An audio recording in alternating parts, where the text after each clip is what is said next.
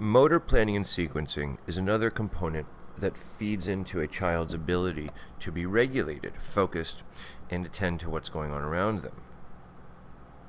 While this capacity or ability or developmental process begins with the motor system, meaning that as infants we start moving our body and coming up with ideas that we want to achieve, whether it is just moving across the room to get the toy a foot away, or whether it's reaching up to get mommy or daddy to pick us up. Each of these requires using our motor system to achieve a goal.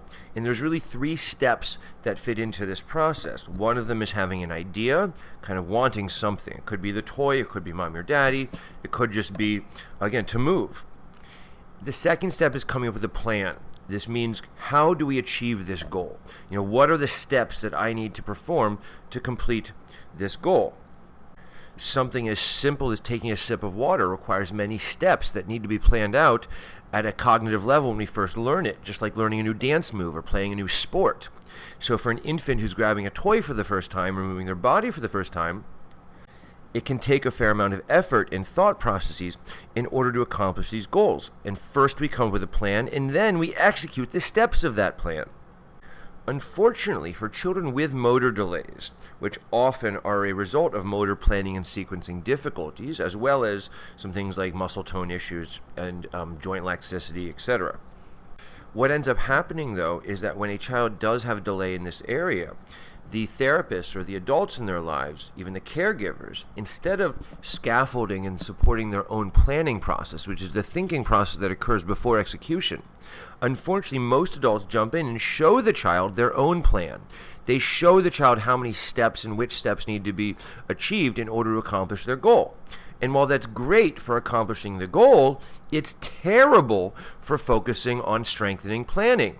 And if you truly look at this ability as planning and sequencing, kind of the thought process preemptively to come up with the steps and then the execution of achieving and performing those steps, the planning piece is actually the piece that is the most hard and difficult for children.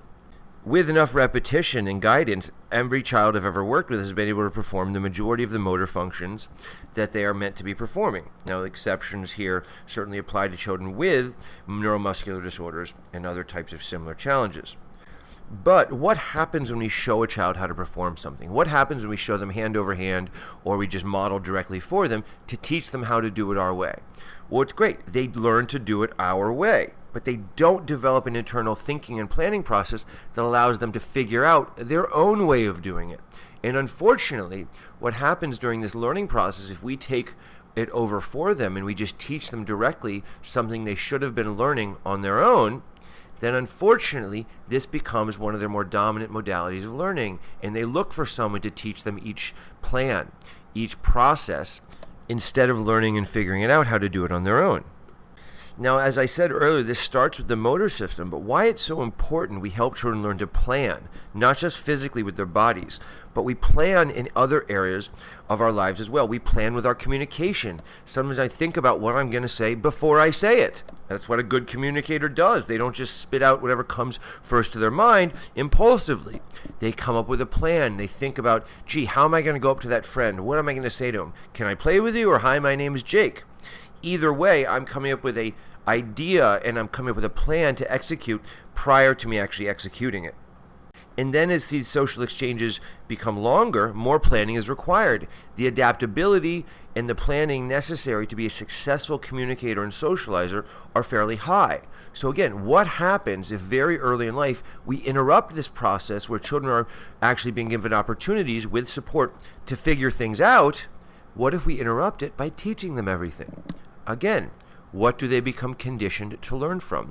And what do they actually lose out on in terms of a thinking process? So then what happens to this child who never learned to plan, never learned a process of thinking?